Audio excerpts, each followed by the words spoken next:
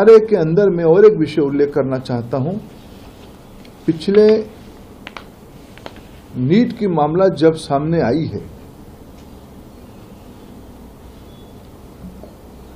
विरोधी दल की भूमिका आज की सुप्रीम कोर्ट की जजमेंट के बाद भी स्पष्ट हुई।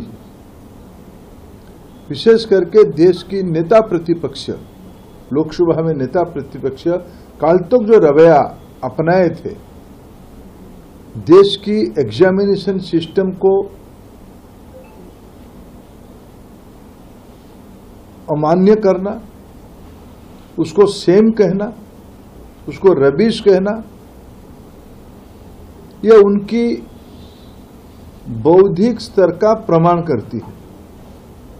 आज देश की इसी सारे कॉम्पिटिटिव एग्जामिनेशन में, न केवल भारत में, विश्व में हमारी आईआईटीएन, हमारी भारतीय शिक्षा व्यवस्था से पढ़े हुए इंजीनियर्स, डॉक्टर्स, आईआईएम जैसे इंस्टीट्यूशन से पढ़े हुए विद्यार्थी दुनिया में अपना प्रतिष्ठा बनाए हैं।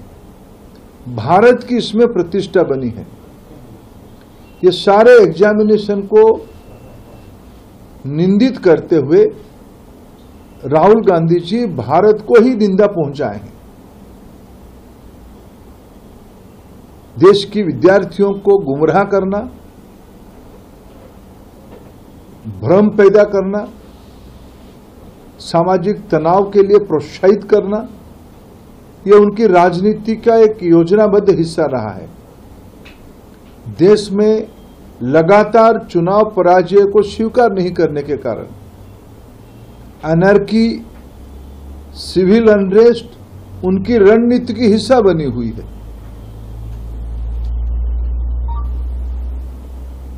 मैं उनको अपील करता हूं, पिछले दिनों में देश के अंदर और समूचा विपक्ष की जो लोग, जिन लोगों ने इस गैर जिम्मेवाराना कामों में लगे थे, इन सबको मैं अपील करना चाहता हूं, कम से कम देश की नौजवानों को, देश की विद्यार्थियों को, उनकी अभिभावकों को माफी मांगना चाहिए।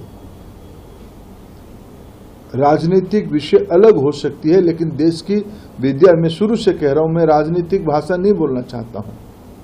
मैं कल लोकसभा में जिस प्रकार की कुतर्क दिया गया, भारत की शिक्षा प्रणाली को निंदित करने का अपचेष्टा किया गया, आज मैं अत्यंत दुख के साथ मर्यादा में रहते हुए अपील करना चाहता हूं कि आपने देश को ठेस पहुंचाया है, देश में अनर्की खड़ा करना चाहे, देश में एक सिविल अनरेस्ट हो, ये उसके आपने षड्यंत्र किया, देश आपको माफ नहीं करेगा।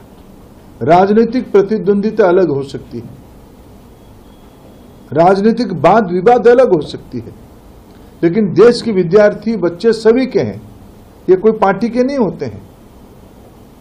उनकी खुशी, उनकी नाराजगी हम सभी के हैं। इसलिए मैं पिछले लगभग 2 महीने से सारा विषय को बड़े बारीकी से सरकार की ओर से हम देख रहे थे और संभाल भी रहे थे।